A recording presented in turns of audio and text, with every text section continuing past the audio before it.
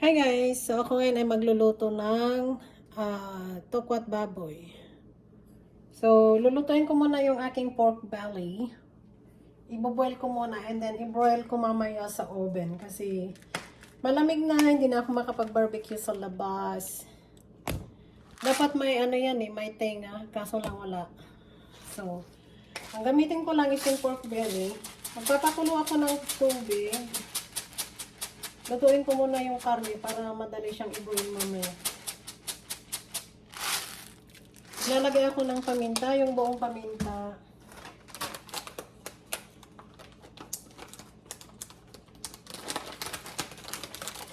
Laurel. Para mabango, matatanggal yung amoy ng karne ng baka mamaya.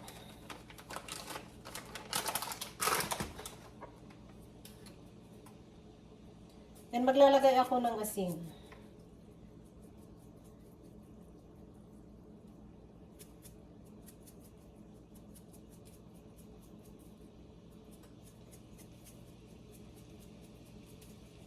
Yan, para i-absorb niya yung lasa ng mga seasoning natin. So ito, masyadong marami to. Yung iba lulutuin ko bukas for something. Pero minsanan na, para mag-ano na ako, makatipid ng oras, i-boil ko na lang lahat. And then ilagay ko na lang sa fridge. So yan, kumulo na, pwede ko nang ilagay yung aking karne. I-boil ko to hanggang sa maluto siya guys. Pork belly na walang skin. Natanggal na yung skin.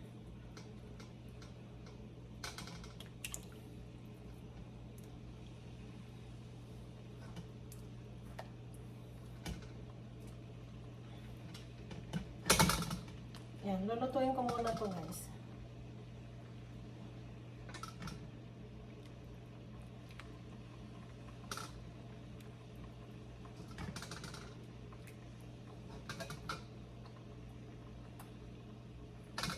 It's gonna be, the rest will be my next recipe bukas.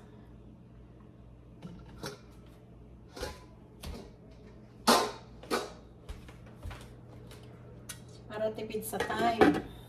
Kasi mga working tayo. So, ayan guys, luto na yung aking meat. Tatanggalin ko muna para masala yung tubig.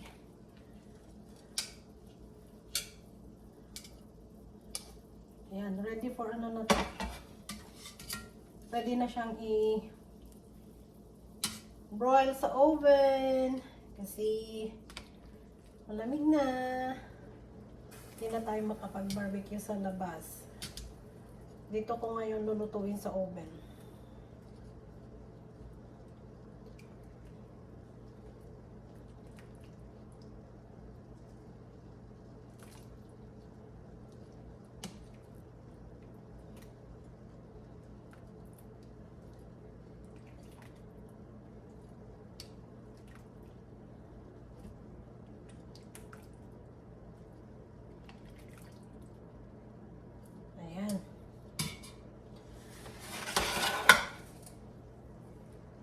So, ayan guys, i-turn on ko na yung aking oven para mainit na siya pagka lalagay ko na itong aking.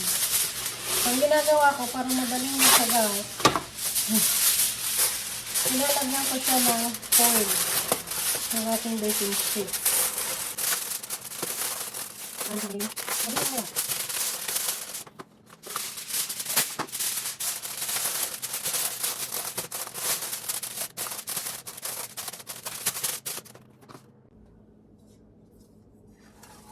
Ayan, so ilalagay ko na ngayon yung ating meat into single layer. Maganda sana kung meron ako yung panganuhan ng pang-grill sa loob ng bahay. Kaso lang kasi yun nandun sa labas. Hindi ko alam kung saan tinago ng ating asawa. So, ganyan na lang.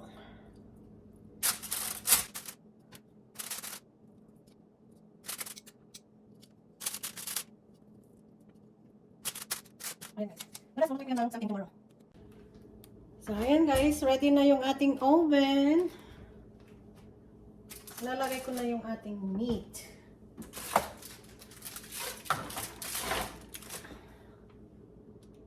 So, So, yan guys, habang niluluto ko yung meat doon sa, sa oven, habang niluluto ko siya sa oven, lulutuin ko naman ngayon yung tofu. Tofu! Magluluto tayo ng tokwat baboy.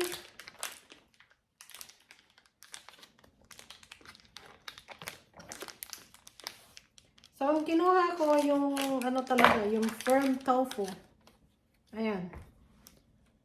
Firm tofu.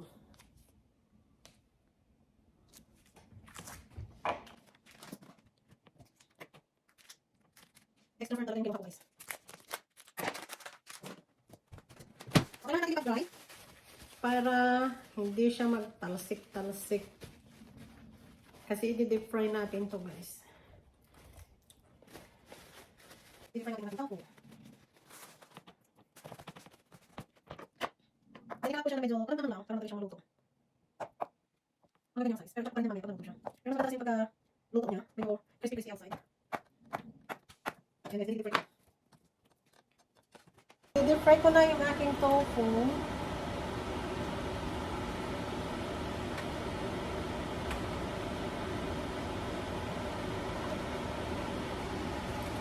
Ayan guys. Pwede na natin ilagay yung ating tofu. Ano yung mas maganda yung parang sa kami? Mas parang natin.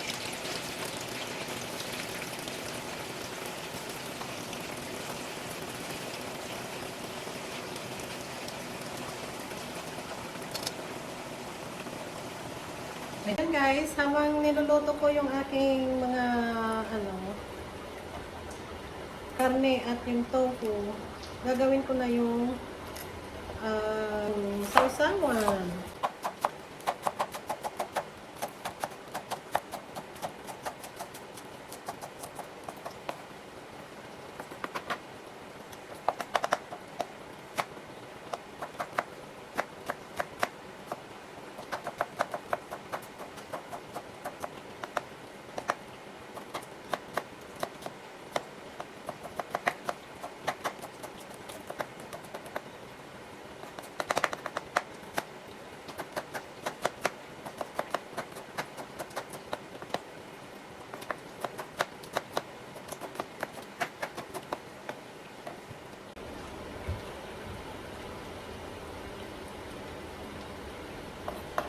Itong sili, ikakat ko lang siya into half para hindi siya masyadong maanghang. Kasi ayoko yung masyadong spicy guys. So, yung tama lang. Ayan, so ayan. Ayan guys, so gagawin ko na yung aking sauce. Sausawan. So, maglalagay ako ng suka.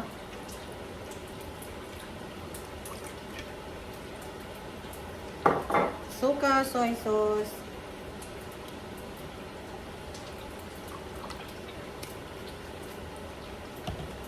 and then sugar.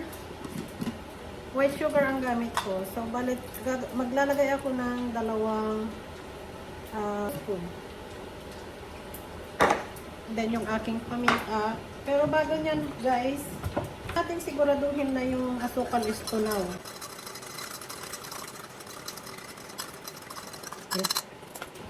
Then, nilalagay ko na yung paminta. Dinikdik ko na paminta. Lalagyan ko din siya ng konting asin. Konti lang. And, yung rest ng ating mga sahog. Ang green onions. Red onions.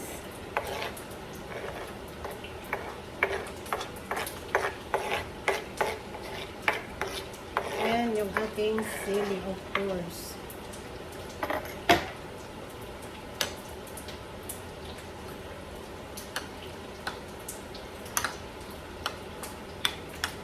Ayan guys.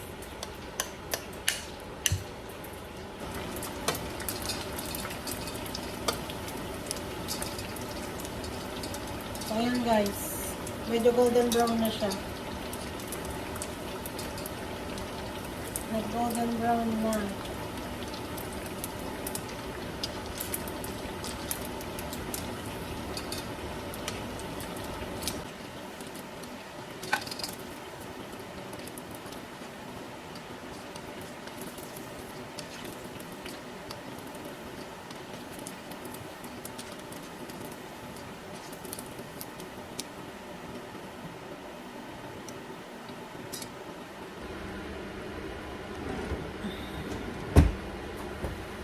tatanggalin na rin natin yung ating mix.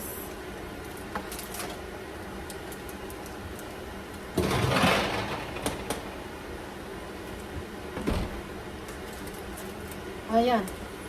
Ganda ng pagkaluto niya.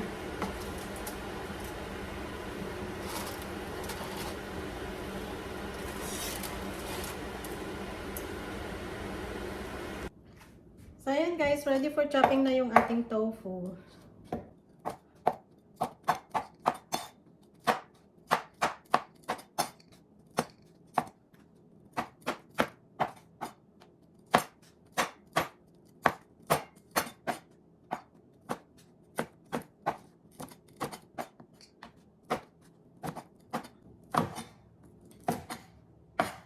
Yan lang ang kinaganda kasi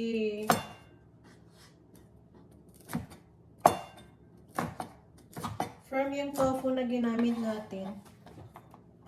Actually, ano siya? Extra firm. So, hindi siya natudurog.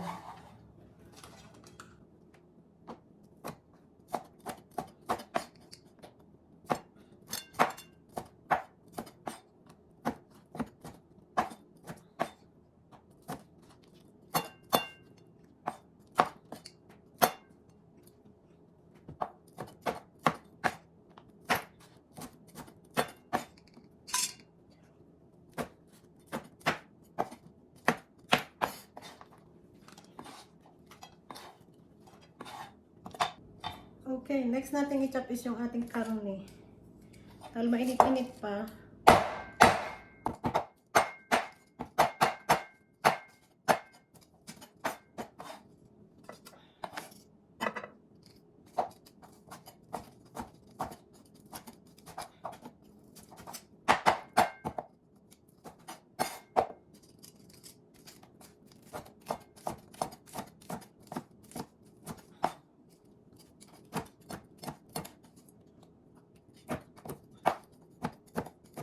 Ang ganda ng pagka-crispy niya guys, oh.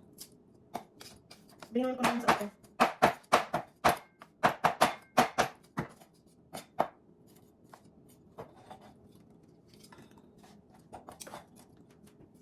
Parang na rin ako, lechong kawali.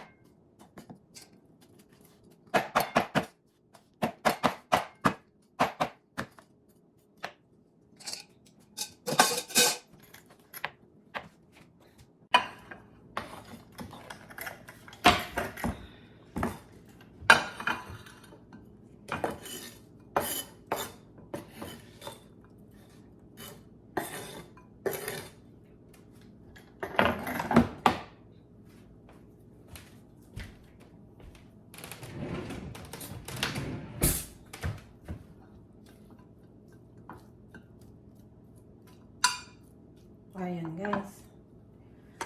Lalagay ko na yung aking tokwa. Ayan.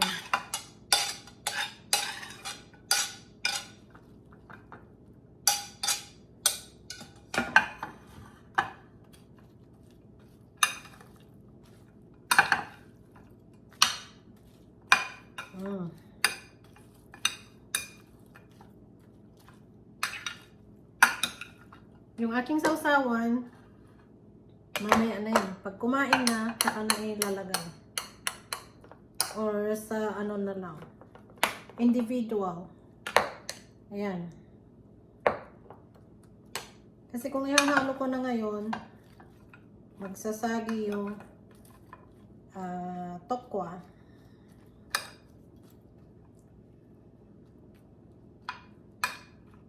Ayan guys.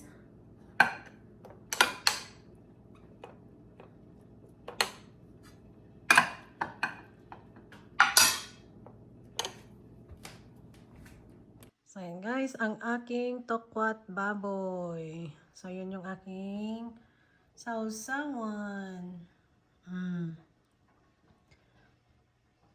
There you go. Let's eat.